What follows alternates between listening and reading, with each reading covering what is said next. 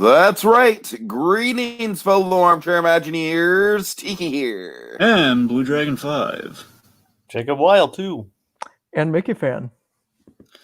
Folks, times have been stressful, and in all honesty, we need a little vacation, but since we can't quite go to Disneyland or Disney World at the moment, we decided to go with the next best thing. So get ready to pack your bags for a road trip that will take us all over the Disney animated TV canon. Now let's grab the Hi Dad soup and pencil in our destination. It's time to take an animation vacation. And tonight, folks, we're talking about the season finale of Animation Vacation, Phineas and Ferb, the movie Across the Second Dimension. Oh man! All right, Dragon. I think we can just let these two take over the podcast for the evening. I know these two are chomping at the bits. I'm just gonna go into it right off the bat. I honestly didn't even know what Phineas and Ferb was for the longest time. You know what? This is going to be embarrassing to admit, but for the longest time, I thought that Phineas and Ferb was like a Disney Junior show. That's how naive I was. I really did. I had no idea. I don't know. It just came out. Mickeyfan, this just goes to show the age difference between the two of us. It goes to show it came out in a time where I was so over cartoons, it wasn't even registering with me what new series were coming and going.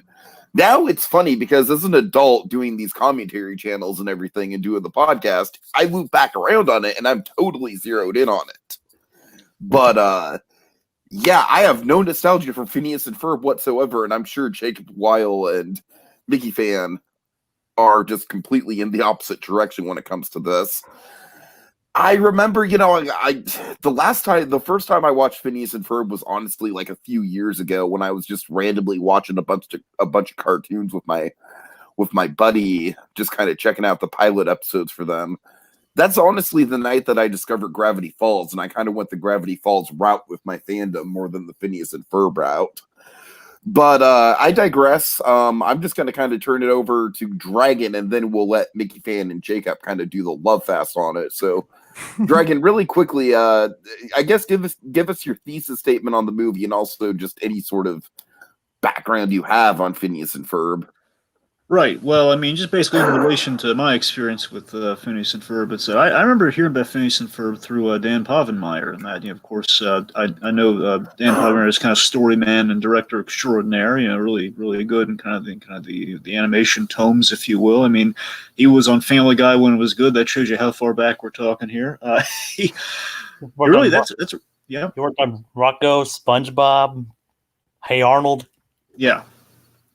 That's the thing. So, of course, I really found out about him through Family Guy, which led to kind of through his reference on Family Guy to the whole SpongeBob Campfire song. You realize, oh, God, he helped write the Campfire episode. And then you go beyond that, you peel back the layers, all these really interesting stuff. His kind of partnership with Jeff Swampy Marsh, and, of course, their collaboration on Rocko's Modern Life. And a little fun fact for the kids out there, Rocko's Modern Life, not only just the great Nick show, but it broke in a lot of kind of the top animation talent within the industry. I mean, you get your SpongeBob guys through Rocko's Modern Life, really broke in the business in a really good way. So through Rocko, you get a lot of kind of everything kind of breeds from that, and also a little bit of Rugrats in there. Some really good ones from Rugrats, like the Ice Cream Mountain episode. That was Povenmire, I think. A little bit of Cat Dog here and there. Point being, a lot of Nickelodeon bona fides under Dan Povenmire's belt, and as well as good old Swampy. So Phineas and Ferb, it caught on like wildfire, to say the least. I remember basically the reason I kind of got. I am not a huge Phineas and Ferb fan. It's not that I don't like it. It's that I just kind of heard the hype for a while. Honestly, I never really checked it out because I don't know. Maybe on some level with Tiki, it was kind of like a first glance. I don't know. It's like these kids that were kind of shaped like their letters. I don't know. I didn't like the shapes. I'll admit that turned me off. That still kind of turns me off. But I'm saying maybe that kind of gives the subliminal. That gives the subliminal kind of a misrepresentation of it's a kid's show, man. They're all shaped. They're all like shapes. Right. But no, the goal was for kids to making for kids easy to draw, basically. And it is. It certainly is, Jake. So I'm not taking any pot shots at that. I'm just saying at first glance, there's something you kind of looked over Phineas and Ferb with, and you keep hearing this Perry the Platypus. Everyone's going nuts for the platypus. It's like, oh, no, where's the Perry the Platypus character? So basically, I would watch. Basically, I kind of caught a few, either like half an episode. I would catch episodes periodically and say, okay, this seems pretty good. And of course, Povenmire involved, and it's like, okay, he didn't downgrade. He really kind of upgraded himself, and it's kind of a show of his own making. Well, he and Swampy's making.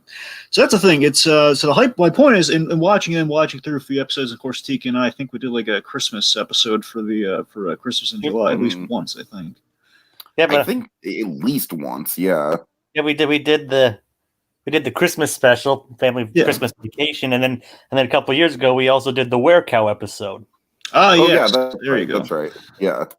So that's the thing. So the point being, I learned the hype was real, and from the episodes I watched, it seemed like, okay, that absolutely the hype is real. There's some really good writing here. I mean, for me, my favorite part of the show, I love the whole Perry the Platypus and Dr. Doofenshmirtz. Oh God, I love it. And of course, Povenmire doing the voice of Doofenshmirtz is just great. So that's my favorite stuff. The point of the show overall, it's fun. It's got really solid structuring and kind of really fun, kind of like this crossover humor of like just kind of a vague crossover. Like, but again, this movie deals with the crossover like full force, big time.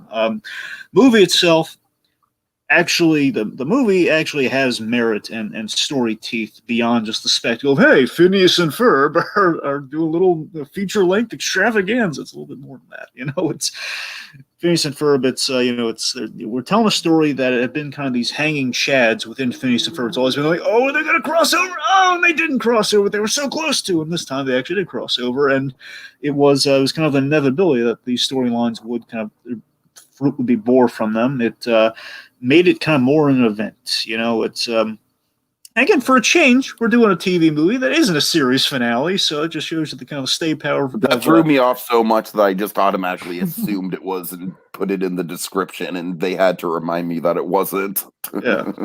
Good call on those. Good call on on the young fellas here. Good all right. So we got Pink Pearl in the comments here. Nice to see you, Pink Pearl. She says, ooh, a good movie. Love the ending, and it's true. No one ever reads the pamphlet. I know. I love that gag. I don't want your pamphlet. She says, for me, it was a show that played on TV and in between shows, something that played between my favorite shows, but I actually liked watching it. And, that's kind of how I feel about it. Like, now it's like, I admit that the writing is sharp. It's just not really my style of show that I'm going to get, like, super invested into. Gravity Falls, where but I'm sorry, go ahead, Jacob. If you couldn't tell, this show kind of influenced my modern sense of humor. Oh, yeah. All right. Oh, God.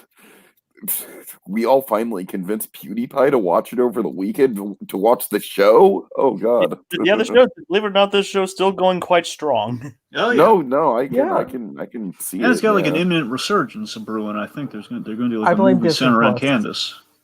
Yeah. There's a new movie coming out called Candace Against the Universe on Disney Plus. Yeah. Yeah, we'll definitely have to look into that when the time comes. All right, I'm going to throw it. I'm going to make Mickeyfan wait for it because I know he's been waiting all day. I'm going to throw it over to Jacob. I'm going to throw it over to Jacob. I'm going to keep Mickeyfan waiting. The boy's got to saunter a little bit. Got to simmer and saunter a little bit. Back to Jacob. Okay. Okay, so what do you want me to talk about? Like my overall background with the show? Well, yeah, keep it quick, but and then also just overall your feelings for the movie. Yeah. Like, the period. Well, I think it was basically you said like around the time the show came out. It was around the time that you stopped watching cartoons. Well, I started watching cartoons for a bit, and like this is like I actually credit this for the show, like revitalizing my interest in animation as a whole. I mean, like Jacob, it's so funny because I feel like you and I because Gravity Falls is a show that did that for me. But go ahead, I'm sorry. I still credit this show that Gravity Falls would probably be around if they hadn't approved this. That's true. But like I said, this is a show that like not just like television animation, but like actual animation as a whole. Like basically revitalized my entire interest. Like this is pretty much like one of the things that set me on my current career path. Like. Like at first, but the funny thing at first, like I kind of dismissed it, probably for the same reasons. Like the character designs kind of put me off at first. Mm-hmm. I was like, okay. I mean, I'll admit it. I got at the tail end of I got the preview at the tail end of High School Musical 2, Oh God. which I still like, by the way. But we reviewed that one with Katie Mary Garland, actually. But yeah, it's like I got the premiere. I mean, I didn't actually catch it. I just saw like the beginning of it. And basically, I just didn't pay any heed. But I just I heard good. I started hearing good things about it. Then I watched a couple episodes and like, all right, this is actually good. But like, it was actually the haunted house episode that actually got me. Like, okay, I freaking love this show now. I can actually pinpoint that episode to the point where I started not liking the show but loving it. Nice. The show got me through got me through many years of my life. I was always like eager. I'm pretty much an eager fanboy. And of course, you can spell that fanboy with a PH. Anyway, then around 2011, the movies came around. It was actually a big event. Like they advertised it for months. They even had like ads on YouTube for like YouTube banners on everything. It was like a huge deal. And when it came out, technically, when it first came out, my house's power went out, and I missed like half the movie. Oh, that sucks! Oh my God! But I did catch the tail end of it, and I was able to like watch it pretty much the next day because of iTunes and all that. The Jungle movie is the event for me that would have freaked me out if my power would have gone out when that was launching. But yeah, it's like it's like I fell in love with the movie. This is pretty much like the series. One of the series is definitely like one of the series' biggest high points. Like this is like pretty much you could pretty much say this is like one of the like the humor, the writing, the characters, everything is pretty much entirely on point here. Like the continuity, the cavalcade, all the gags coming together and basically tell the thrilling story all in just 70 minutes. It's a complete package in just that short amount of time.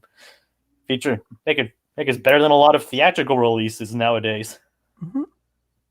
All right, Mickeyfan, go boy, go. I'm off the chain. Release the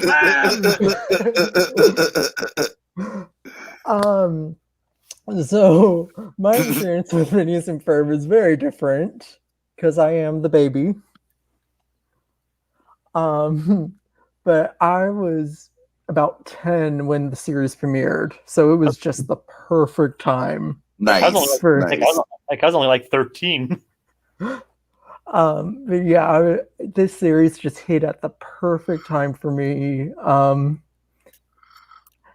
And I just always liked the series because it seemed it was this bright, colorful, happy, optimistic, fun, but it still made you think somewhat. You had to think about some of the jokes, and you had to think about some of the inventions and realize, oh, that's really cool. Yeah, they didn't dumb the show down at all. No, it's very smart. And I finished a rewatch about a month or two ago, and I think it's even better as an adult than it was as a kid. I don't think that's the nostalgia talk. I think it's genuinely better as an adult. But yeah, I really love this series. It has the perfect combination of nostalgia and actually being good for me. And then for the movie, I forgot how good this movie was. I genuinely forgot how good this movie was. It's so clever. There was more time where I was chuckling at every single line in this movie than there was where I was just watching it. Just so clever, so witty, so funny, with a really interesting story on top of that, doing something entirely different that still feels in character for the show and its universe. I really like it. All right, just to answer Pink Pearl's question, guys, when did the series come out? It originally premiered as like a preview in like 2006, but I went to full series in 2007. Thank you, Jacob. All right, so also Pink Pearl says one of my favorite songs from this movie was Summer. And honestly, that song speaks to the appeal that I have for this show looking back as an adult. Mickeyfan, honestly, the show that kind of mirrors my experience in terms of like I think it's even better as an adult is Hey Arnold for me. Oh yeah. Like I really, really liked Hey Arnold as a kid, but I didn't really understand why until I was an adult. But anyways, heck, a lot of the people on that show worked on this. that's a good point. That's a good point. It kind of has a mirror image of each other. That's what I'm saying. Animation royalty in the DNA on this one. Heck, Dan directed some of the best episodes, including the opera one. Yeah. Yeah. All right. Anyways, so I just love the sense of nostalgia that this show has for summer vacation, and I really do feel like that's the show's high point for me, and probably a lot of other people too. It kind of Mickeyfan, I'm genuinely jealous that you were 10 when this show premiered, because it's honestly just like, guys, because the sad thing is, now that we're all adults, 3 months of doing nothing is unemployment. I mean, that's just the sad reality of it. I hate it, but it's true. Unless you're just like financially just totally stable and have like 3 months to burn on a dream vacation, it sucks. But the funny thing, but the interesting is, this show is actually based on the Dan and Swampy's like respective childhoods, like spending as much time outside and during summer as possible. They actually pitched this show for like 16 years before Disney finally picked it up. Like a lot of networks actually thought it was too risky of a venture. So yeah, I just I don't know. I just really respect all the all the nostalgia that comes with this show. It's really kind of marinated in that kind of summer flair. In the same way, like, I don't know, I look back on this show that this is going to sound like a weird comparison, and no one's going to get it except for. I'm not even going to say it. I'm not even going to say it. Say it. No one's. Say it, coward. I look back on this show in terms of summer the same way I look back on like old ska albums. It's like, that just feels like, like punk, like punk pop albums. It's just like, that's just summer. That's just summer for me. It's just like, all right, like the Aquabats, for example. I don't know. Anyways, the Aquabats just kind of also have like a summer vibe to them for me. But anyways, okay, so let's get this started with some background. You know what? I'm just Dragon. Is it fair to say we can just let these dopes run the background? Tiki, there's no background section on this, but by all means. Oh God, I'm sorry. Yet again, baggage. And we already did the baggage, so. Okay, let's move on to plot. One of you recite the plot, please, by all means. All right. Phineas and Ferb wake up, and they remember it's the fifth anniversary of when they adopted their pet platypus by the name of Perry, and they decide to do something. Just play outside, just do what they usually do, and decide to celebrate. Meanwhile, Candace, talking to Jeremy, realizes that she needs to grow up. Needs to grow up, and that means abandoning all the stuff that made her childhood Sorry, I'm kind of stuttering here. Well, outside Phineas and Ferb are playing with their remote control baseball, which is actually previously seen in the Chronicles of Meep. If you might remember that, Mickeyfan. Yes. Yes, and discovering a trick with Perry by tickling his neck launches his tail, causes his tail to flip, which basically allows them to play the game. And when all their friends come over, that inspires them to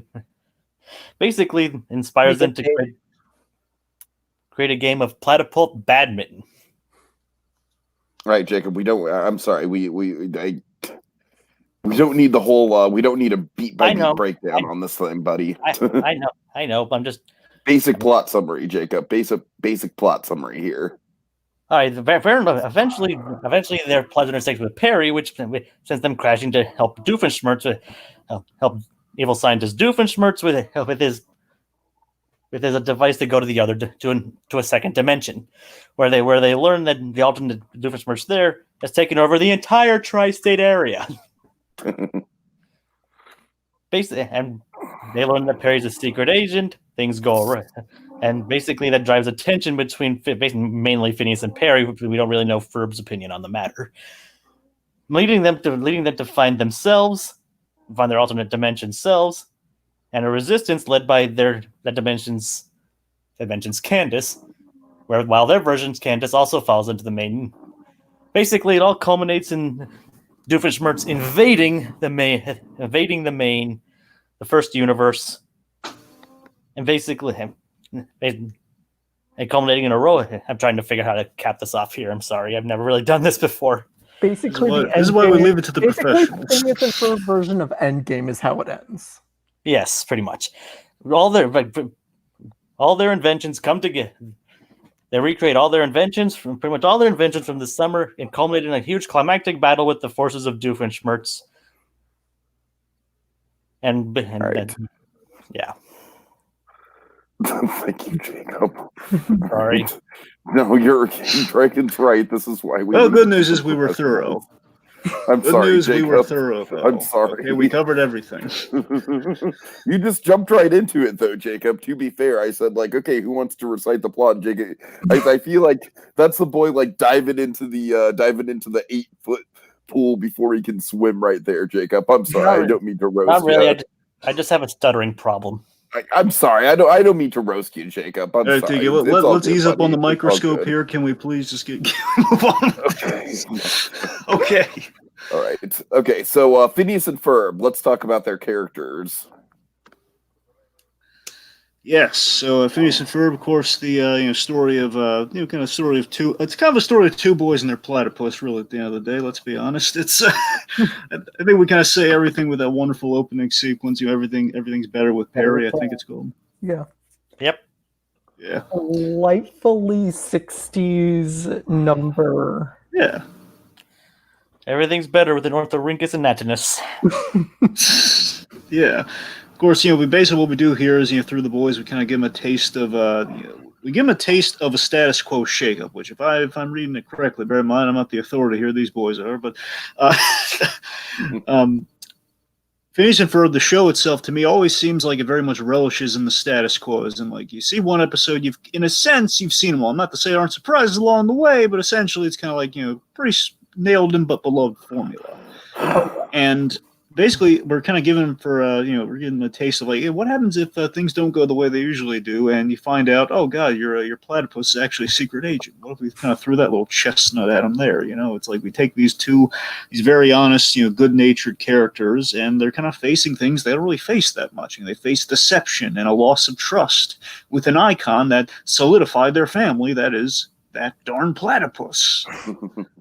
Yeah, it's quite interesting. It's quite interesting to see like throughout the entire series we see mainly Phineas he's this beacon of eternal optimism. Very rarely does he ever get angry. Like the last time he technically got angry in this series was like one brief instance in Summer Belongs to You where he yelled at Candace to get on a tricycle. Basically, so seeing him like legitimately like stew in his anger is kind of bizarre, but also doesn't oddly feel that much out of character for him. I mean, it's go on. Simultaneously so incorrect for Phineas, but it feels so right. If that makes any sense. Yeah, I mean, again, he's less angry. He's more just kind of hurt, if anything. Exactly. I like that out of the two of them. Like Phineas, he's more vocal and upset versus Ferb, who's more kind of like more forgiving, more zen and forgiving, if you will. Like Ferb's Phineas and Ferb is kind of like I've always looked at Phineas and Ferb as kind of like the kitty Jay and Silent Bob, if you will. Yeah, there you go. Yeah. It's like I mean, I guess Phineas isn't quite as troublemaking as Jay is. Yeah, like what if like Jason Mewes what if Jay as a boy was far more well behaved before or adulthood? That's kind of what you're looking at there. Right. But yeah, I do like that Ferb is very zen-like. And he also has a secret double life. Put your hand down, Ferb. I haven't seen this movie in quite a while, but I remembered a lot of the jokes before they happened, and still laughed out loud at each and every one of them. It's like I said, this movie, I spent more time chuckling or laughing at most of the lines than I did just watching it. And that's a good sign of a good comedy right there. And it even has like stuff like far obscure reaches, like Look at me, I'm a Georgia O'Keeffe painting. Yeah, that was pretty funny. It's like kids aren't going to get that. The philosopher trading cards. Oh God. I'll trade you 2 Kafkas for a Dostoevsky. Sucker. All right, but yeah, guys, I mean, I don't know. I do genuinely just think that the Perry reveal is handled really, really well with Phineas, and I like it could have easily been handled poorly, just because we've seen this kind of thing go down where Phineas could just be a jerk about it, but no, it's like A, he kind of gets over it pretty quickly, and B, in the moment, it is genuinely like I think it'd be a little bit. I'd be a little bit more mystified if he was like, "Oh wow, Perry, you're a secret agent. That's so cool," Because it's too easy if he just goes along with it. Because again, there's like after all this time, like we have this amazing thing under our nose, and you didn't tell us about it. We trusted you, man. We bought you fine pet jewelry. Darn it! Actually, if I remember correctly, that kind of like was the genesis for this episode. Like they find out he's a secret agent and are cool about it, but then they like expand to a whole movie, and obviously they can't have a movie like that without any conflict. I don't think this was the case, but can you imagine if they're just in the writer's room and they're saying, "Well, Dan, what do you got? I think we're out of ideas." "Well, no, what do you mean we're out of ideas?" "Well, I mean, we got to pull the ripcord. I mean, what's the last story we have kind of in waiting there?" "Well, the boys find out they got a secret agent platypus." "Okay, let's see what comes from it," and they get a movie out of it. I mean, I like how not only that, but we also get them meeting Doof for the first time, which, like, even as someone who doesn't really follow the show, when they land on Doof's rooftop, I'm like, oh boy, it's gonna be good. That's my favorite moment. We're gonna build to that once we break down kind of our destiny. I mean, you're a gadget guy, right, Dragon? I am, sir. Yes, I am. Well, Doofenshmirtz and Phineas and Ferb build a lot of unique gadgets. I know. All right. Anything else about the brothers? Not particularly now, or anyway. All right. So let's talk about Perry the Platypus. Perry the Platypus. Perry the Platypus. Oh God. Oh, okay. Jesus. He actually got an Emmy nomination for voicing him in this movie. Oh, that's good. Well, yeah, you got a lot of range with the other Doofenshmirtz, so why not? That's true.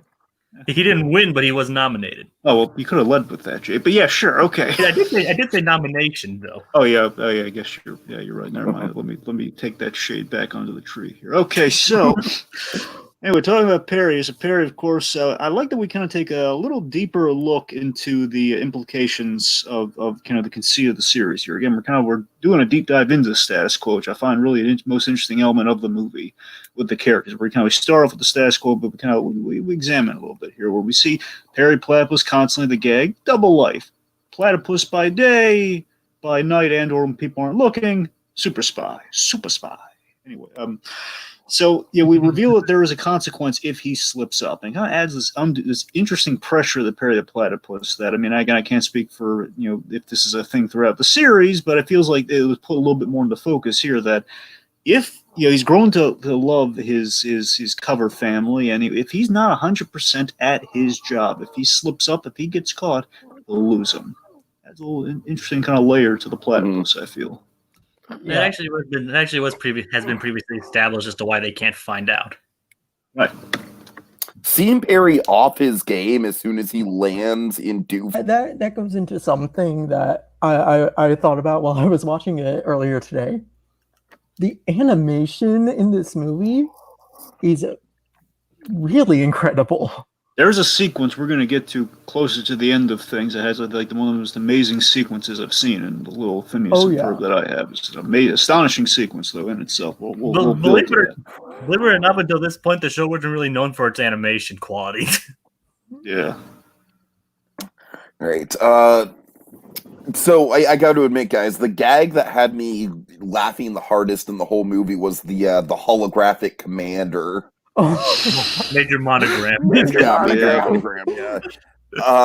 Two bits with him. One, I love the whole like realizing his sentience thing. Like, wait a minute, is that me? That's actually more Swampy doing his voice. And then, of course, the callback, like 3 p.m. to 4 p.m. or whatever it is. Yeah. 3:30 to 4 is 3:30 my to shower time. Don't call me for that. As soon as he said that, I knew that was going to come back, and I can relate to that. I gotta be honest. Yeah, pretty much nothing in this movie or in like if there's a gag brought up in the episode or in the movie, it's guaranteed to come back near the end. Oh yeah. That Pink Pearl brings a point to that. She says the pee on the couch cushions was a funny running joke. Anyone would get that. And the payoff for it at the end. You know, what does that smell? What is on the? Oh, what's on I the? didn't care for You that. can pretty much call this show Chekhov's Gun the series. Pretty much. All right, I don't know, Dragon. I know, you don't like gross out humor, Dragon. I get that, but I think it's pretty well executed, though. Like it's a good setup and payoff. At least. I mean, I like Doofenshmirtz being upset with it later on. That's funny. It's like, why do we gotta make the platypus do it? Well, I think that's mostly what we're referring to as Doofenshmirtz being upset with it later on. Yeah. I mean, it's not. I mean, the show really wasn't even really had that much gross out humor. I know that. I'm just saying for the movies I'm watching. Like, oh, yeah. Take it there. I think it barely qualifies as gross out, to be honest. I was like, that's probably like the grossest this show's ever got, basically. Yeah, sure. I'll give him a mulligan on that one. Well, I mean, it's very wholesome. Also, speaking of the couch, I fucking love how the initial motivation to go to the other dimension. I know, I love that. It's like, the first images from yonder dimensional reality is a couch. Opens the hole. It says, "Hey, let's swap out the couch." The first thing we're building. Let's round out Perry here before we go into all the couch shenanigans. Yeah. I just wanted to mention it as we were on the couch talk. Should we also talk about the Platyborg in this? Well, yeah, I was about to get to we that, should, yeah. Yeah. Anyway, so, go on. It's like, the Platyborg is basically, obviously, what this dimension's version of Phineas and Ferb, where he actually managed to fail in his battle against Doofenshmirtz, and is turned into his evil minion, the cyborg platypus, the Platyborg. I like what the Platyborg represents. It kind of represents an example of the dangers of Perry the Platypus, again, screwing up on the job, where if he loses, this could be a fate for him, and also it's also kind of a potential outcome for, with the family in this new enlightened status quo, something could happen where, again, he'll be taken away from them, in this case, via, cyborgification on a platypus, in terms of becoming cybernetic. I mean, technically, the Platyborg doesn't have much character development at all in the movie, except for he's like reformed at the end due to the shock. But what he likes in character development, he definitely makes up for him being a genuine threat. Yeah, he just looks cool. How do you make a platypus look cool? I mean, Perry really looks cool. I mean, he rocks that hat. He does. Yeah, I think the best character development that he gets is pretty much like sort of secondhand through the alternate Phineas and Ferb. And I really like that. I really like the idea, kind of like the lost dog of it all with them. Yeah. Yeah. Yeah, when the alternate dimension ones like hugged that Perry, you kind of feel that. You do. So also, speaking of which, I also want to point out, I love how just our Perry, the main Perry, I love how he's more vulnerable than you've ever seen him before in everything in this movie. He's up against the wall in those earlier scenes when he has to, kind of play coy when he's like, "Oh God, Doofenshmirtz is with the kids. What am I going to do?" But also when he's at odds with the boys here, because he kind of has this overall arc about it. He's kind of putting his trust in his family and kind of the abilities of the boys, and kind of basically the solo act becomes a team player. It's kind of Perry's slot in this movie. And it's understandable why he can't explain things, because he can't talk. Yeah. Again, it's kind of the grommet factor. It's going to take a lot of good characterization to sell a silent character. Oh yeah. That's and when he walks away from them after all that is genuinely heartbreaking. It is. All right, so Claude Coringa in the comments here. Hey there, Claude. Nice to see you. Nice to see you. Pink Pearl seems to be a big fan of Platyborg. He cooked a turkey on his tail. He cooked popcorn too. That he did. All right, so should we transition from Perry to his arch nemesis? Nemesis, yes. Dr. Heinz Doofenshmirtz. Oh, and God. Dr. Heinz Doofenshmirtz 2. Oh boy, this is such a fun, just like dual villain role here, where it's like, I adore Doofenshmirtz as a character. Me too. He's one of the best characters in the show, to be honest. oh yeah, no doubt. I think he is the best character. Yeah, on he's the show. reason I would come back to the show. No question. I mean, I love the mundane mad scientist so much. He's like, He's not a mad. He's not a mad scientist. He's an evil scientist. Well, that's the thing. He's evil, but here's the thing, though. Yes, he is an evil scientist, but it's kind of like Dr. Draken. Where Dr. Draken. Also, by the way, we should make a note of this throughout all of the movies that we've covered. Every single one of them. They've all had a mad or evil scientist or very science-based plan. Because we had a mad educator who used science, so technically mad science all throughout. I mean, I'm just saying that because Doofenshmirtz himself insisted that I'm not angry, I'm just evil. That's what I'm saying. So I like that. You like Dragon, though. It's kind of like playground evil, and he's basically overall he's harmless. But again, for this movie, we kind of in some form we glimpse kind of a truly menacing or a truly competent version of a Dr. Doofenshmirtz. All because he lost a toy train. All because he lost the toy train. He's one of the, I think it's the best joke in the whole thing. I gotta It be is. honest. It really is. Like if you like, they're like someone like compiled Doofenshmirtz's entire backstory from this series into a video. It's over 15 minutes, basically 15 minutes of pure misery. Like he was like neither of his parents showed up for his birth. He was raised by ocelots and turned into a gnome, and he's completely ineffectual. This guy loses a train and takes over the entire. I just love that. I think the image of him without his parents is. Sorry. He's just the best dad. On top of that, all that. Yes, too. We don't really glimpse that in the movie, but yes, he is. I've seen he has a really good father and father of divorce as well, which is really interesting. Yep, that's actually mentioned in this movie. It's like, I hear he's divorced. Oh, that she remembers. God. That's the thing. I love just this guy who's just he's kind of the evil. Basically, he's in the position of like the evil Bond villain, but he's really just like the most. He has like very mundane kind of gripes and concerns. Just always getting distracted with kind of the mundanity of the details. That's my kind of villain, man. That's what I live for. And it's also we kind of like two for the price of one. Literally here, we have just good old Doofenshmirtz, and then we have really evil Doofenshmirtz. Where like, what if he won one with that little train variable in play, and he basically gets like a whole. He took over the tri-state. I love he only wants the tri-state area, which is another great thing. He only wants just like these 3 states. Doesn't want the whole world. He just wants a little parcel of land. Just Danville and by proxy the tri-state area. It's like he was told when he was young. He's like, why not just aim for a smaller goal? Yeah, exactly. So again, it's like you root for Doofenshmirtz just enough, and you know he's not going to succeed. So it's all good. All balances out. This is manageable evil. That's what I love about Doofenshmirtz as a villain, particularly, is that you root for him, but you don't want him to win. Exactly. Yeah, it's like he has these mundane hang-ups and he's got bad luck. That's always going to be the defeating thing about this guy. But this movie, again, to shake things up, like Draken and Kim Possible, so the drama, like, what if things went his way for once? You know, what if he was like poised to win, or like poised to get a win in life? You know, what if he actually evaded the kite-eating tree for a change, so to speak? You know, what if he was able to circumvent the defeat? What if he was able, maybe not kick the football, maybe touch the football? You know, maybe this time his parents actually were there for his birth. Exactly. I think that's the most perfect still of Doofenshmirtz, by the way. Just like this baby Doofenshmirtz with the parents go on the stirrups, and it's just so funny.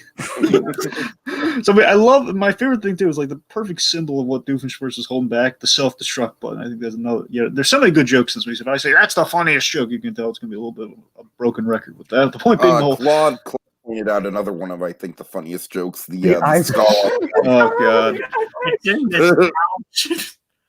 I love that he.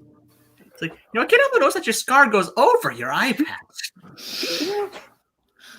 Makes no sense, but it's just the fact that like, the train is what gets him, but not like the eye in the patch. Yeah, just wonderful. It's like yeah, like if you follow him throughout the actual series, he's like basically does like go through like the most complicated adventure, but the simplest things trip him up. Yep, and again, we kind of did the impossible. Last thing I got with Doofenshmirtz is I love that we did the impossible. Now we found a way to turn Doofenshmirtz into kind of the ally that, from what I understand, he eventually kind of becomes like less evil as the thing goes on after this as well, right? So, not that he was super evil in the first place, but you know, this series has surprisingly good character development. I don't doubt it, given how this movie turns out. And it gets even more in Milo. I haven't watched Milo. Yeah, I gave up on Milo, honestly, after that airing schedule fiasco. Which was honestly kind of like the opposite of Phineas and Ferb's. It was just like, we're going to vomit up a shit ton of episodes all at once. Anyway. It's like, well, it's all on Disney Plus now, so... Yeah, I know. Anyway, so like I'm saying, I like that we find a way to turn him into kind of an ally with our heroes this movie, but at the same time, we still have Dr. Doofenshmirtz as the villain, so we kind of had our cake and we ate it too there. It all works. All very symmetrical in that regard. Yeah, and Doof 2 is genuinely a threat. He is. Doom! If I had a nickel for every time I made Doom by a puppet, I'd have 2 nickels. Which is a lot. It happens I love that. If I remember, and again, I don't know all the ins and outs unless you guys are gonna know this, but wasn't like a puppet like a part of why his marriage dissolved? A tomato puppet, to be specific. That's the thing, a tomato puppet. So what I'm saying is, like, I think that's the main instance he's referring to, with the puppet leading to the doom of his marriage. Maybe.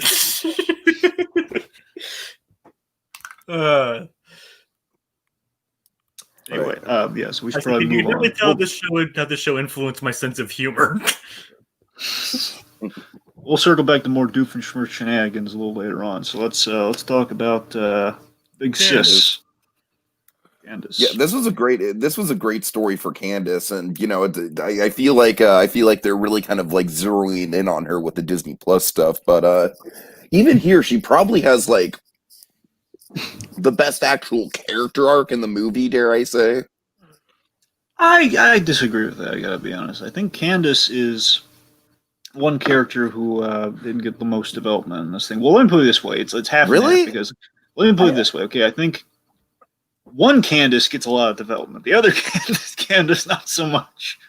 I think that Candace was the worst part of the first half of the movie, but one of the best parts of the second half. That's the thing. That's what I'm saying. I think it picks up, but here's the thing. I think the main Candace doesn't really learn. I don't think she comes away with a good lesson at the end of this movie.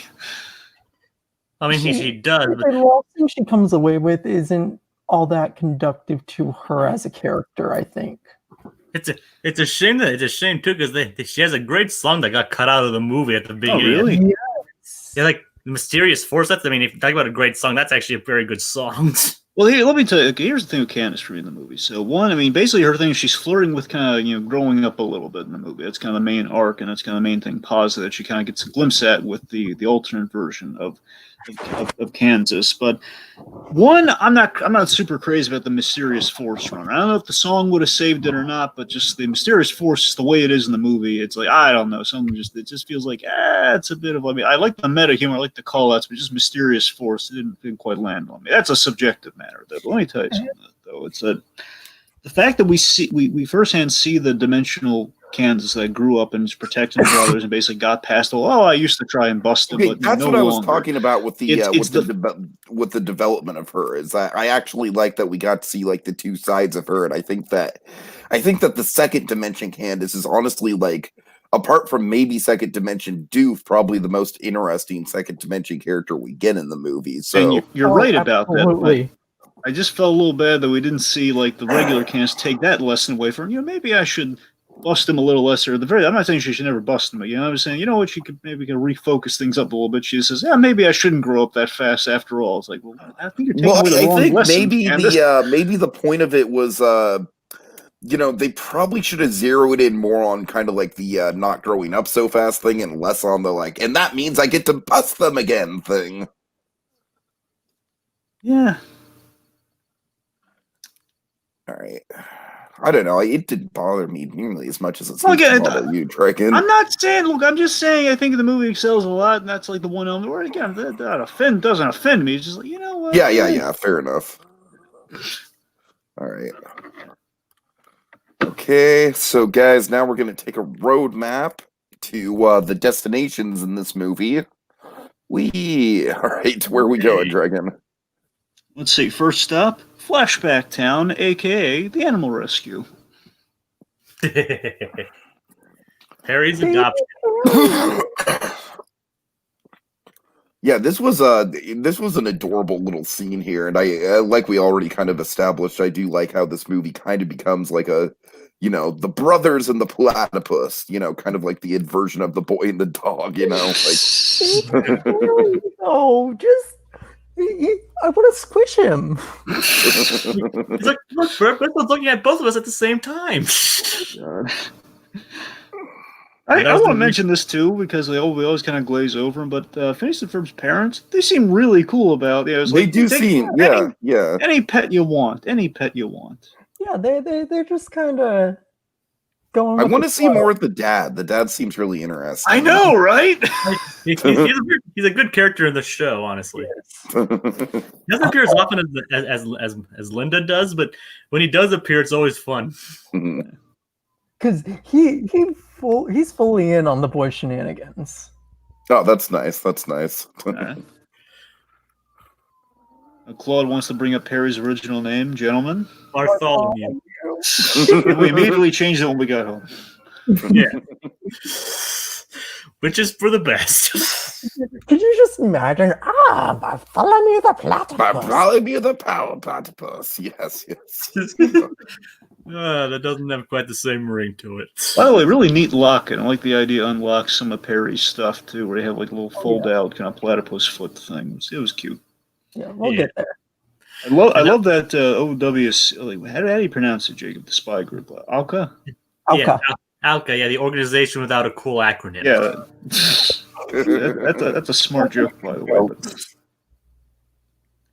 So Alka, I love how they were in the flashback as well. We were apparently Perry's probably like a sleeper agent or something. Not a sleeper agent. He was like an early trainee, even at his young platypus age. Like, so.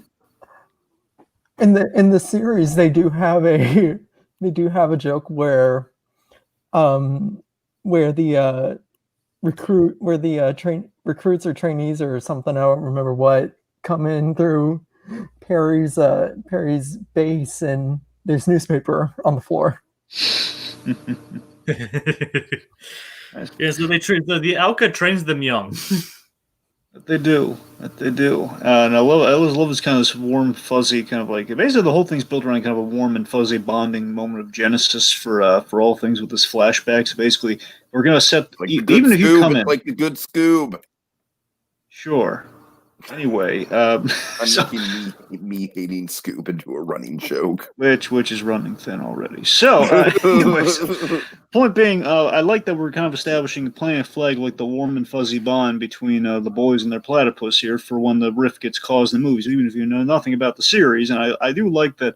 We have like some really on the nose reminders with with the guys at Alka too, like saying, just because I know you know this already, but we just say it for posterity's sake. They did such a good job at establishing everything in the series for the people who are new to it, while still making it not awful for the layman. Yeah. It's like a friendly reminder, but it doesn't beat you over the head with it. Like exactly, it's not as you know. It's a bit as you know, but it's really well done. Yeah, the show definitely didn't treat its viewers like idiots. No. And Claudia here bringing up Carl's female disguise, which is just great. You'll make unpaid intern in no time, Carl. And I did. Good copy, Carl. God. Carl. So, all right. Okay, let's see. So let's toss around the old shuttlecock in the backyard. What do you say? Yeah. So this is pretty much like a miniaturized version of an episode of the show, right? It really is. The first act of an episode. And again, like a lot of the movies that we've covered this month. Yep, Tiki, yep. again, yeah. I mean, yeah, basically up until Phineas and Ferb collide with Perry, it's pretty much like running like a standard episode. Seems to be a runner with all these Disney, all the kind of the Disney movies based on the series, where you want to establish status quo early in Act 1, so we get a taste of the show, then we kind of go off rail and off script, as it were. But yeah, it's like yeah, I mean, that's pretty much it. Like, it's pretty much like random of the show, like the key establishes like character interactions without like basically spelling it out too much. It pretty much establishes like, yeah, these are the characters, here they are, and here's how they're gonna play into things later on. And again, one other thing that again this movie seems to be doing so well is that, again, we're taking the status quo and we're infusing a little bit of extra layers to it, where Perry sneaks off, but this time we linger on it right before he goes to the old lair, and we kind of tug at the old heartstrings. Like, oh, it's Perry's special day. Maybe he wants to go off and do his own thing. Then they go off to the badminton thing in the spirit of the platypus, though. So it's just one of these little threads, definitely going off book. All right. So so the organization without a good acronym. Without a cool acronym. Without a cool acronym. The base, yes. What's going on there? Basically, that's the whole as you know. It's like where it basically reveals Perry's scanning mechanism, which comes in later, and reveals like why he can't reveal his secret identity and everything, and also introduces his new gadgets, which a lot of which don't come into play, but also his new car, which crashes into the giant shuttlecock. I love the running gag with the tow truck driver. and they said I was a fool to get a platypus winch. Who's laughing now, Wayne? I gotta tell you, the gadgetry, like within the wristwatch, was really neat. You have the magnet, which of course all this really does come into play by the third act. We have the magnet, we have the hologram, the whole like 3:30 to 4 Did the gag. ice cream headache come in? Yeah, I love the ice cream headache gag. Yeah. Like I said, this is pretty much Chekhov's gun, the series. That it is. Of course, I love all of Doofenshmirtz's inventions. Apparently, I know this is old news to you guys, but that ends with innators. Yes. Only a select few don't end with a nader. Okay. I'll tell you, I like that. The idea seems to me, you guys can shed some light on this. So the idea seems to me that a lot of the organization, they basically scan the devices when Perry the Platypus foils them, so they build their own versions of it. And basically, a lot of those things kind of come into play during the third act of this movie. Am I correct? Yeah, that's how it works. But this is pretty much the only time that's ever actually brought up in the entire series. Yeah. All right. Okay, let's see. Of course, we do the expo on the kind of the stakes of Perry being discovered and the whole transfer and relocation. Again, the self-aware quality. Yeah, I love the self-aware quality to the exposition we do in this show, though. It's quite fun. Just like saying, there's no reason I really should be telling you this, but let me tell you anyway. Do it anyway. All right. Mm-hmm. Okay, so the Dr. Doofenshmirtz Incorporated, yeah. No, I got it. Dr. Doofenshmirtz Evil Incorporated. There you go. Oh, his jingle! I love his jingle. Sometimes changes in certain episodes. Oh, really? Yeah, I'm not gonna go into them right now, but Sure. They're pretty funny. Well, I think it was just such a great idea to just having the two stories collide, and that's what I'm really digging about this movie. Is we collided the two stories, which is literally with the rocket car and the shuttlecock, which delays Perry and allows the boys to meet Dr. Doofenshmirtz. Is my favorite interaction in the whole thing. Oh, such a genius idea. I mean, technically their stories interact a lot, but this is the first time it kind of happens in reverse. Where the boys end up with Doofenshmirtz, not Doofenshmirtz ends up near the boys. Right, but I mean, like a full-on, like, oh, hello, who are you? Like that's like direct. It's like like a first, like a real meet and greet, not just like they're in the name. Like vaguely like your head. So I like that they both of them logically they both share an inventive spirit about them. As you said, Jacob, the boys are always building something like a giant kind of shuttlecock launching device of some variety, and of course the same coin. Exactly. So it kind of makes sense these guys would have something in common. Of course, they're very nice. They're nice boys. They're very well mannered. I love the pleasantries exchanged between the two of them. It's kind of a match made in heaven. Where Doofenshmirtz is offering him the buffet because he just wanted to go to waste because Perry's late. Which again, I love they would have offered him the buffet. Would have offered him. That's just great. Maybe it was a buffet. Doofenshmirtz probably was a buffet trap of some kind. Possibly, but I don't know. It seems like really kind of a good-natured buffet. I don't know. Well, I mean, There was not a trap in this one. yeah, it's kind of odd. Like that's like one of the running gags is like Perry getting trapped and then escaping.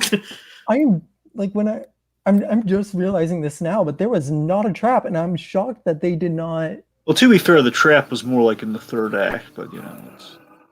Yeah, but like they didn't even like set it up and then have it go off in the third act. To be fair, we opened the movie with the trap, though, because we kind of set it up, and then it happens in the third. I mean, that's a fair point, but Yeah. I mean, you get like I won't nitpick. The point being, there may or may not have been a trap. Anyway, so, but again, I love the boys presented the self-destruct button solution. Like, hey, well, why have the self-destruct button? Like, just get rid of that. It's like, oh, I never thought of that. It's like, believe it or not, there actually were a few inventions before this that actually didn't have a self-destruct button, but she actually still ended up being destroyed anyway. But it's kind of funny that's like this. The removing it is actually what caused this one to succeed. I know it's such a great idea. Of course, then Perry, of course, in the helpless position. He can't let the boys on to what's going on here, and it's just like he loves. I just love that how the first success of Doofenshmirtz. His first thought, again, swapping the couch. It's like, hey, success! I'm going to swap that couch out. I mean, it is a nice couch, though. It is, though. It really is an upgrade. That's the thing. He was really right. I mean, I wouldn't blame him. It reminds me of one of my favorite gags in Blue Harvest, which is, again, kind of like going out of your way for a couch. Yeah, maybe this is a really couch. nice couch. Couch, help me with this. It could have been a Povenmire ad lib. I don't know. Not an ad lib, but like an addition. There you go. Yeah. And I just there's something so wholesome in Phineas and Doofenshmirtz just getting along and stuff. Okay, I gotta ask you guys. I don't know if I'm touching on a can of worms or not when I ask you this, but I've heard a popular running theory that Doof is actually Phineas's father. No, that's like wildly. That's been disconfirmed. I think I know where that came from though, because didn't Doofenshmirtz date Phineas's mom once? Yeah, once and only once. Yeah, I think. All right, fair enough. Yeah, I'm just saying that Mickeyfan's right. There is kind of like a little bit of a, little bit of a bonding thing going on between Phineas and Doof. It is nice though, I love the boys hanging out with Doofenshmirtz. So it sounds so wrong if you never saw it. Just like, but look at it though. It's like, yeah, they get along really well. It's like, until it happens, the boys are just hanging out with a creepy old stranger man. That's so nice. So but again, I just love all the dialogue when Perry's like biting Doofenshmirtz. Like, oh, that's okay. Platypuses usually don't like you. We don't bite these. We don't bite it's Perry, which is a running gag in the series. But I love how they pull it off. It's like, we don't bite the elderly. Again, ow. It's like more the personal ow versus like... It's like... I was like, if it's not necessarily the dialogue itself sometimes, but also their delivery that makes it. Yeah, Povenmire can sell any line in that voice. I don't know what it is. He just can. All right, so again, speaking of dimension hopping for couches, perhaps we should go to the second dimension. Yeah, so of course we instantly meet the second Doofenshmirtz, and they have just one of the best songs in the movie. Yeah, there's rarely ever a bad song in this entire show. Yeah, all the songs are really good in this movie. Yeah. I mean, Tiki, do you have anything that didn't jive with you? No. It's kind of got that Steven Universe quality where I can't really think of a bad Steven Universe song either. There's one song that I think doesn't match up to the rest of the songs in this movie. And we'll get to it. Okay, we'll get to it. All right, let's just follow that away. All right. This is probably the best song in the movie, honestly. I just think like it's got a really clever rhyming structure to it, on top of just like the lyrics just kind of being insane and meta.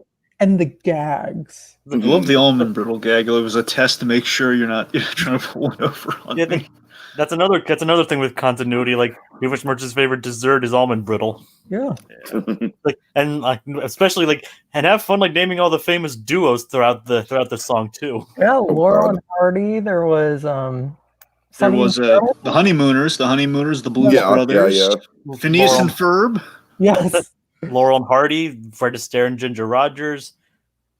Lucy and Ethel with the chocolates. Yes. And the two guys from Ishtar. Dan's actually a big fan of Ishtar. That makes sense. Yeah.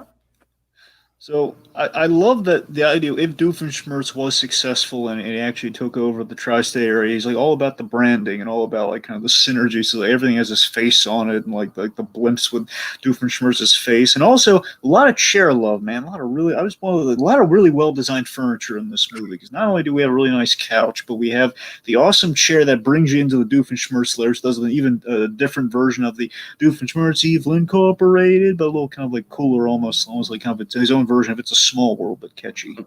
That song was actually supposed to be longer, but they cut it short. Yeah, and of course, when we get to his lair, here's Doofenshmirtz 2, he's sitting in this awesome giant chair behind a really nice desk. The point being, Doofenshmirtz has good taste, at least in the second. This entire series, I think, this entire series has really good set design when I think about it. Yeah, it does, really. Those movies definitely a testament to that. It's like this. I mean, they always like this show. They just look so lived, and you could just want to step into it and just spend a day there.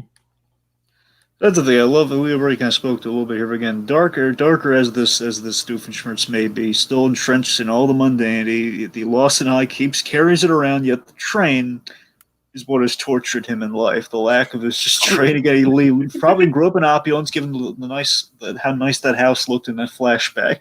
Grew up in opulence, had a little toy train, disappeared, went evil, and of course the real Doofenshmirtz, as you guys spoke to, he's grown up wearing hand-me-up girls' clothes. He's raised by ocelots. He's abandoned by his parents at birth. It's so ridiculous. His backstories are both sad and freaking hilarious. Yeah, they are. It's like the Rodney Dangerfield. You have a Rodney Dangerfield effect on I never get any respect jokes. I had the worst childhood jokes. It just seems to be just the gift that keeps on giving. Yeah, I and speaking of trains, the Doof train in the second dimension, I don't know why, but that thing just killed me. It's like, get out! Yeah. I love that he's smart enough to point out kind of the Clark Kent factor with Perry the Platypus. That look, it's Perry the Platypus. Like, wait, what? What are you talking about? That's not Perry the Platypus. Yeah, it's like to Doofenshmirtz, there's a difference between a platypus named Perry and Perry the Platypus. Yeah. Exactly. Are all platypuses named Perry? In a perfect world, yes. God, so good. I love that. He also, this to show you this Doofenshmirtz has edge. He threatens the boys with physical violence thanks to the Robo Platypus here, and but again this brings into action. And of course, just the turn, topsy turvy. We're going with this movie with stuff like this. Oh God, we're Doofenshmirtz with teeth, and I love that. He turns on himself for such a mundane reason later on, just because of the whole Jinx runner. That's why he turns on the other Doofenshmirtz. The Jinx, you owe me a soda. You owe me a third soda. I took you too. Yeah. Also, a little Kim Possible connectivity there. There's a Jinx gag in Kim Possible in the movie that we covered. Yes. A little connective tissue with all the stuff. Okay, anyway, we'll stop. Okay. All right, so the point being, let's go deeper into the second dimension. Let's check. I need a good resistance, guys. Let's go on a fun mine car ride. What do you say? No. Okay. What kind of doesn't leave us options here? So let's.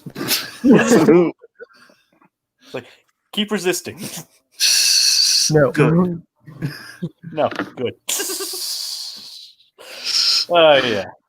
Let's talk about kind of our old supporting cast for Phineas and Ferb and their counterparts in this little resistance movement they have on. Might catch on, who knows? Let's talk about it. Phineas and Ferb themselves. Yeah, and I love this like board game. They're playing little spinner game they're playing. Goofopoly. All zeros except for the one. Yep, it's like, oh, it tells me I need to conform. Oh God, they're coming to replace. I didn't conform hard enough. It's actually it's kind of sad. It's kind of just sad seeing them the way they're like. Look how pale they are.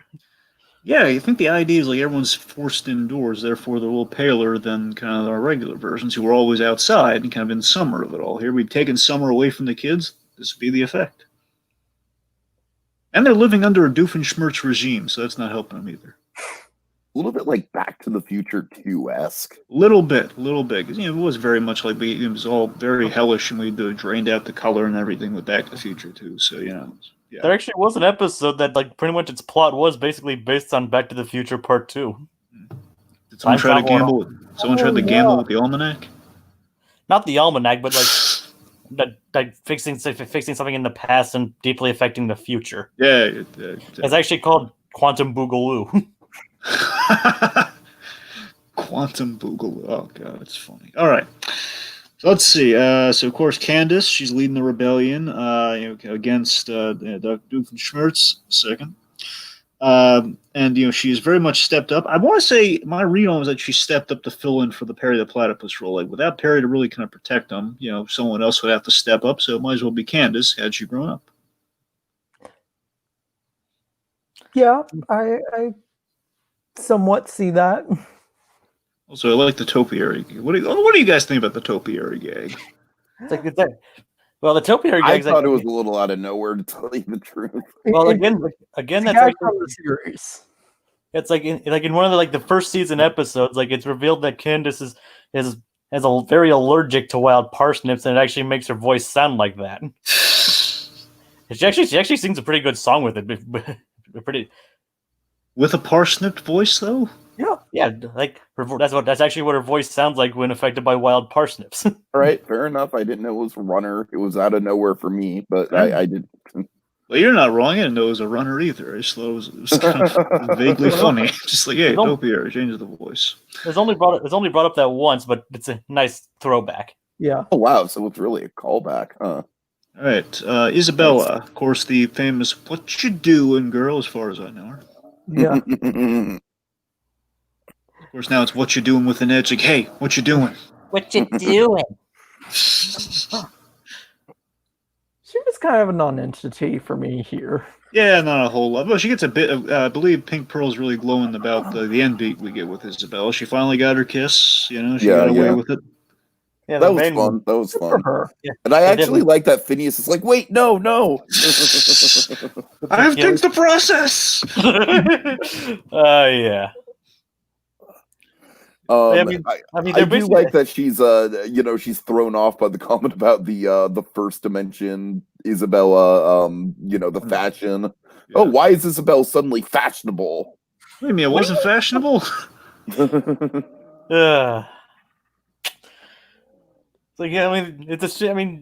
It's a shame that these characters, like the alternate dimension characters, don't really get much. We don't get to see much of them, but considering they're already alternate versions of characters we already know, I understand why they didn't focus too much time on them beyond the alternate Phineas and Ferb and Candace. Let's be honest. How different can you really make them? And again, we did as much as we can without it getting in the way of whose name's in the title of this movie? It's that sort of thing. Like, okay, guys, let's pump the brakes a little on how deep we're going into this.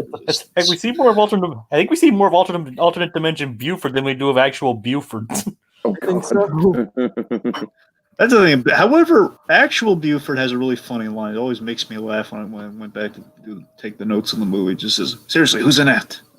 It's a dumb joke, but it's funny. I love that line. It's like we put a net between them and have a game. It's like, who's in that?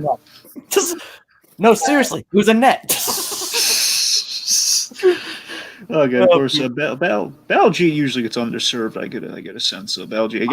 He is my least favorite character on the show from the episodes I've seen. I don't really know the appeal of him, to tell you the truth. I like pair up with Buford seems to be my Yeah. take on it. Like it's more of like kind of an opposite sort of thing where Baljeet's kind of more vocal, like calling out, "Oh yeah, you're usually the bully, but in this case, you're very like-minded." When Baljeet is at his best when he's doing his double act with Buford. Okay, that makes sense. They're pretty much two halves of the same whole, pretty much. There's even I feel like I laugh more at Buford's lines than I do at him at any given point, though. I feel like Buford is the more well-rounded of the two in terms of comedy. Yeah. It's like, well, like basically, Baljeet's a good character in itself, but a lot of his lines are basically there to set up Buford's. Yeah. All Pretty right, much. that's fair. That's fair. I mean, That sounds about right. like an entire episode is like one that like takes apart their friendship in a way. Yeah. So Mine Cars, very fun aesthetic choice. Going on there too is one that kind of throws a little bit of Mine Car action there. Yeah. This is actually a good time to bring up how impressive the action sequences in this movie. Yeah. That they are, especially in the next set piece. I mean, the series isn't really well known for its action. I mean, like most action you get is like from Doofus versus Perry, and those are like more comedic than anything else. Like cartoon as Doofus with slapstick visual violence. Like this show's like actually like there are actually stakes, and people could actually end up dying in these things. Yeah. Yeah. Speaking of which, let's go to the Doom Room, gentlemen. Let's talk about that Doom Room full of that giant Goozum in the cage, the giant, square-shaped thing. This is another thing this is another character thing that was actually brought up before in the show, but we never actually saw it. This is like the first time we actually see the Goozum in the show. No. I think in the flashback they showed it. Well, this is the first time we actually see it out of the cage. Okay, yeah. It's a little shaped like. Is it shaped like a cube because it was kept in the cage so long, or is it actually just cube shaped? Like, what's the deal there, dude? That's a good question. I mean, we never really see it again after that. But considering he gets kind of tubular after falling through the hole, that's actually probably a good point. Yeah. So I love the fun meta full circle link up to like the film's opening where we were in kind of a perilous situation. Now I love how we yada yada over the dialogue from the earlier scene. And one of Ferb's few lines of the movie, "Oh, deja vu-ish." Exactly. First big Silent Bob moment. They're actually there's the funny thing is there's actually episodes where he speaks more than he does in this entire movie. Yeah. Let's see. So, as you mentioned earlier, too, what got him into the situation, I love Phineas's logical no to hey, fix the machine. No, just he just keeps saying it, even to the puppet, puppets always got me to say do things. I don't know, 1, 2. But I love the whole why would I ensure my own destruction? A very logical point. Why would he say yes? I'm always saying this in things why would they say yes or tell me you're just going to kill the guy anyway if you're going to do something like that? Why would they help you? But that inadvertently helps Doofenshmirtz remember the self-destruct button. It does, It does. And of course, that brings us to kind of after he's casual, says, Doom for him too. Doom. What if you need a kidney or something? Or need someone to stand with you at boring events. Or another kidney. So we have it's the thing about this is kind of a big death trap, as it were. We have this giant lava surrounded room. We have this giant cube like cage shaped monster, and also it's been poked with a stick, by the way, to make it irate. And on top of all that, we have all these Norm bots. Perhaps we should talk about the Norm bots. I guess technically this kind of does count as the episode's trap. Yeah. But yeah, the Norm buds. I really love the Norm buds. Norm is. I love Norm from the original show. I mean, John Wiener, another Family Guy alumni. Which, by the way, Tiki, that guy would be pretty good in a biopic, don't you think, John Wiener? Sure. It's like Norm just started off the simple one gag, a gag character in an early episode before we get a full-fledged character later on, and he's also pretty freaking hilarious too. So seeing him, it's seeing the Norm bots just being this let me please see your identification. So your papers are being destroyed. Kind of like an Ed 209 factor there, for a second, you have 30 seconds to comply, sort of thing. It's Get off me, or let's make omelets. Speaking of which, Claudia has it's muffin time, sir. Is Normbot Already? bearing muffins. Like muffin time already? More muffins? You're broken. And it's like, time to start the invasion. Bring me a muffin. But it's not muffin time, sir. And he has like a whole tray full of them. Oh god. Oh, I love this show's visual humor. Of course, we have a sequence here. Just great. This is where the best animation the whole piece is for me, guys. I don't know if you guys had a different scene in mind, but this whole sequence of we have other dimension Candace kind of coming in for the save and tossing him the remote, and just this whole sequence of they're basically a chain. They're a chain gang, all linked together. All of our leads for the piece, they're all linked together, all in this parallel situation. They gotta like pendulum their way out of this mess. They're I love how they magnetize the Normbot so they can like get the keys and everything, but they're stuck with the bot kind of sending him over the edge and trying to maneuver out this creature. It's like, oh god, don't lift the cage in. The cage doesn't open, but the cage falls out anyway. Just like all this fun here, and just like and like Doofenshmirtz just like as the art Doofenshmirtz like hanging from the bottom, like, unlock me, are you even paying attention? That's what I'm saying. There's so much great. The animation looks great, and there's the boarding of the whole, like the blocking of the whole situation. It just looks great. And the animation, like I don't know if I think there's some computer generation in the scene, but it's so seamless if it is there, you know. Like the Normbots are all set. I think the environment was CG in that sequence. I mean, it's like the movements of the characters or something like. Maybe it's because of the background or something like. I don't know how that. The point being, the animation looks very fluid in this whole sequence. It came out tremendously well. Technically, the animation as a whole is like on general more fluid than the series was. Like I think this movie had like a separate budget. Oh, of course, like typically you give them an increased budget for even a theatrical venture, or in this case, a TV kind of like movie venture. Yeah. This movie actually was released theatrically in Spain. See that for a moment there's like, wait, what? And there you go. That's a lucky draw. And it was also released on Blu-ray in Japan. So now you're just all right. So of course, a big moment here. Perry trusting his family, and I love such a great move here, where Phineas's big moment with the remote, and like he finally gets the portal right, and we open the portal to save their bacon as they jump into the lava. Yeah, it's such a genuinely tense moment. Yeah, it is. We never brought up the other remote that was created before. Oh yeah, yeah. Baljeet did that one. Other dimensional Baljeet. Like Phineas and Ferb actually built it like as a counter thing to the original Other Dimensionator. Dr. Baljeet just like basically amplified it using the power grid. Gotcha.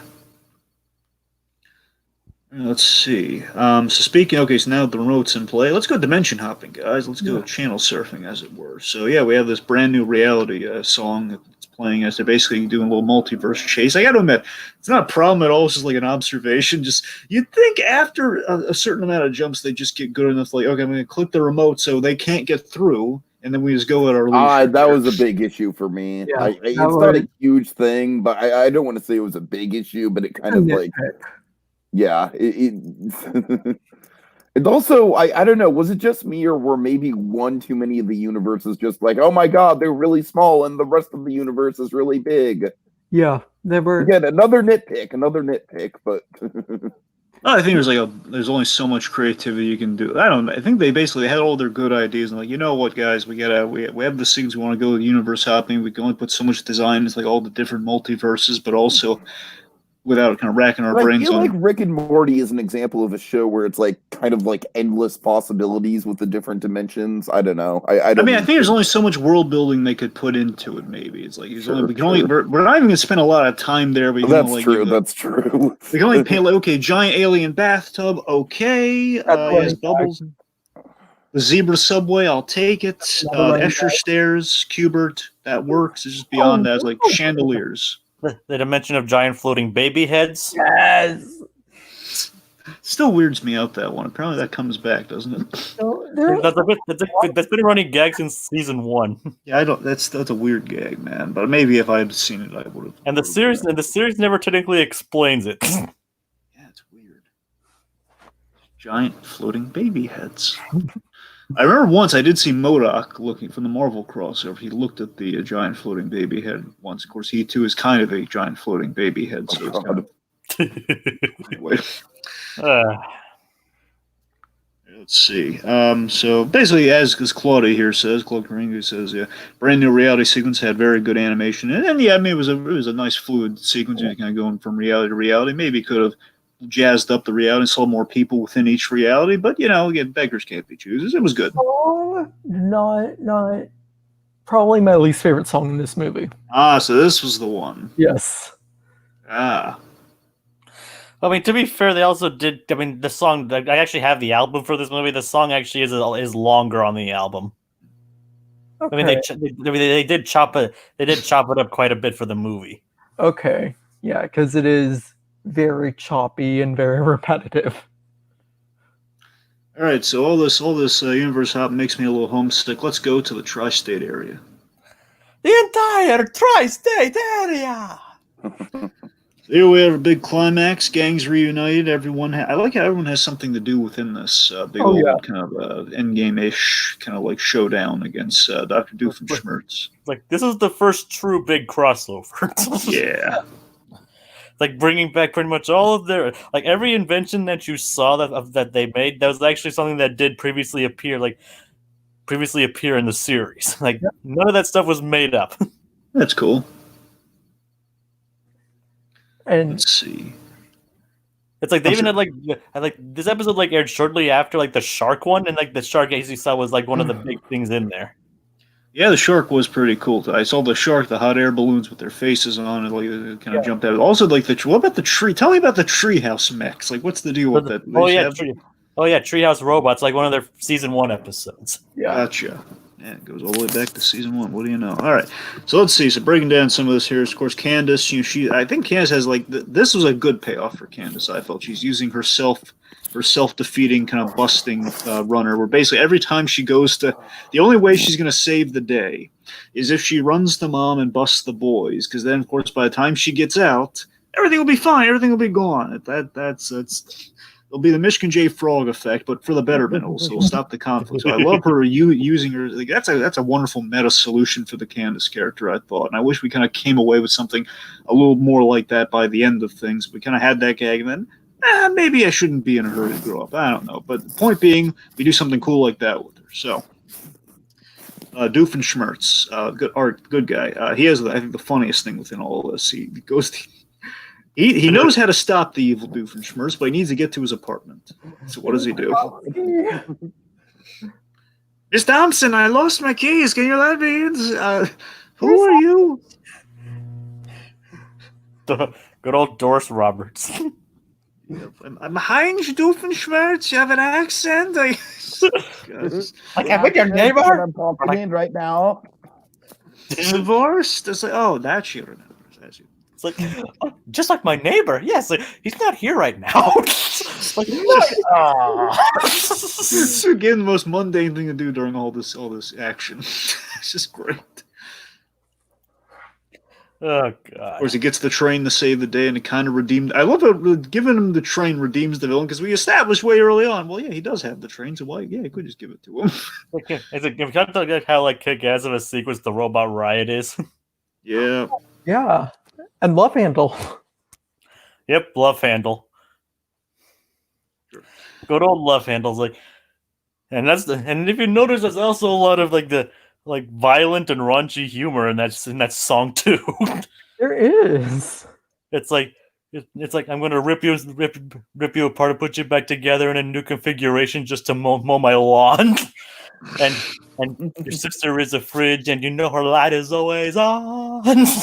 Oh god, that now you mentioned that, I didn't think about the light as well. Oh god, that's like, yeah, this show snuck it. Like, if you look back on this show, snuck in a lot of dirty humor. Yeah, there's some innuendo for you kids. A lot of innuendos, yeah.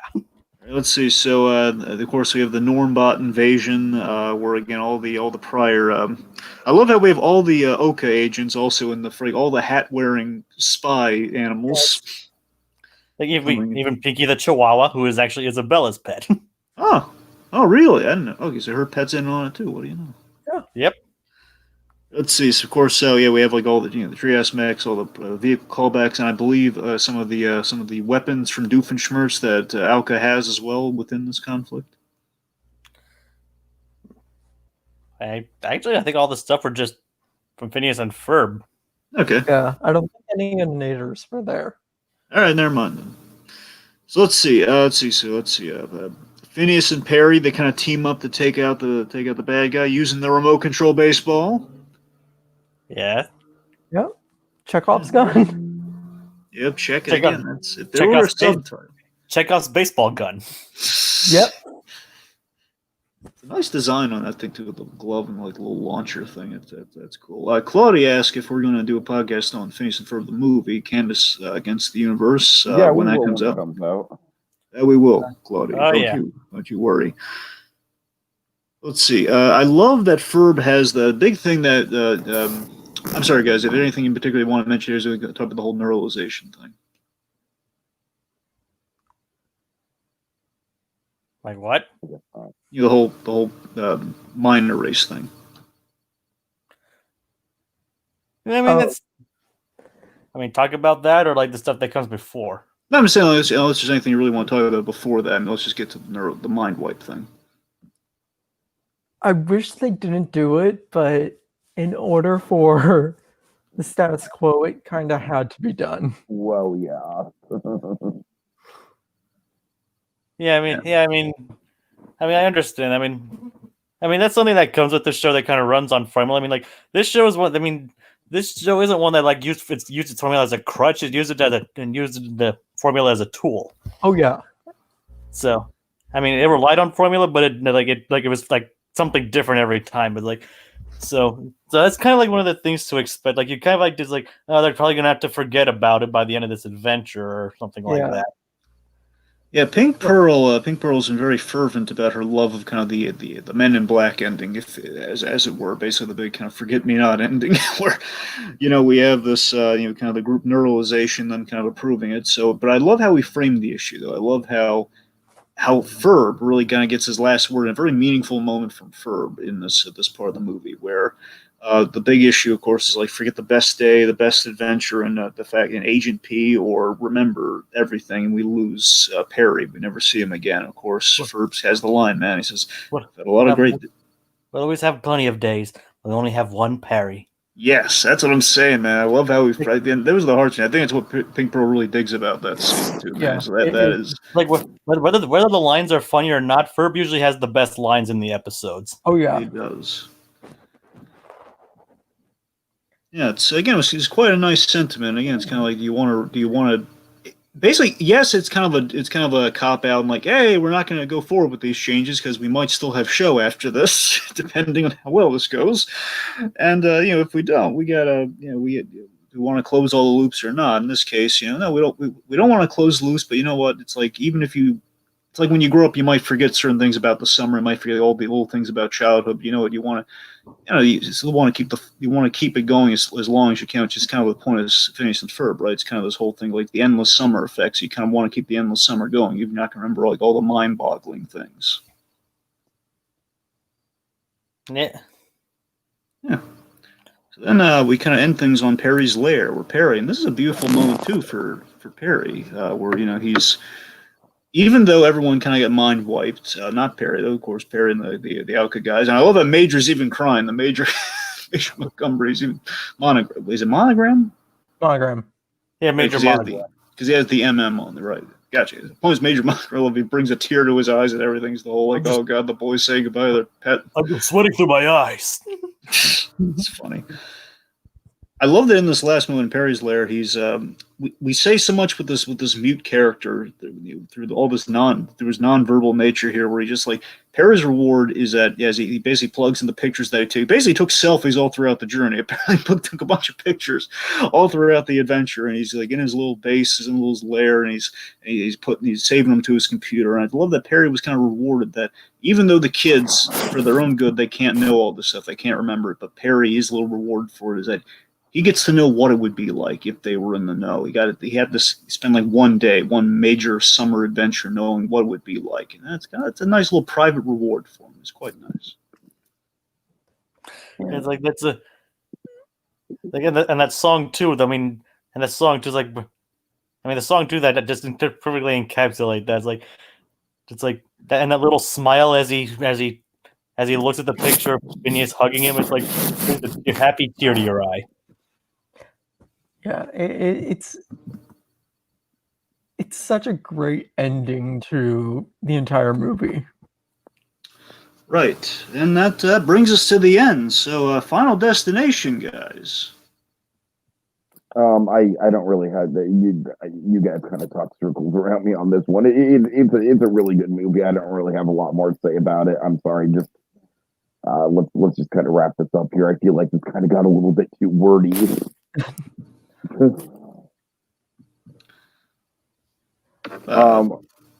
I guess really quick, what are you guys' thoughts on the Phineas and Ferb, the sequel episode to this movie? Oh, you mean Back to the Second Dimension? Sure. Oh, that's what Claude's referring to. Yeah. I mean, it was interesting to like see like the after effects of this movie. I mean, I wish they would have done more with it, but it was nice just to see them. Yeah, it was nice to go back and see what was happening and see the Charlotte, see Doof's ex-wife in that universe and how they weren't actually divorced. And all right. So final thoughts, guys. Keep it quick. All right, okay. For me, I thought this was a real treat. Even just knowing a little bit Phineas and Ferb, it felt really rewarding. It's no Kim Possible for me, but it does have a lot of fun. It's fun for the whole family vibe you kind of get from this piece, and I think it's really nice. And it's like you can't. It's just a feeling you can't beat, and it sells you on Phineas and Ferb, even if you weren't sold already. If you're just a little sold already, kind of makes you want to go back and watch some more Phineas and Ferb. It was a good movie, man. It was really rewarding and a perfect way to cap off the animation vacation, I felt.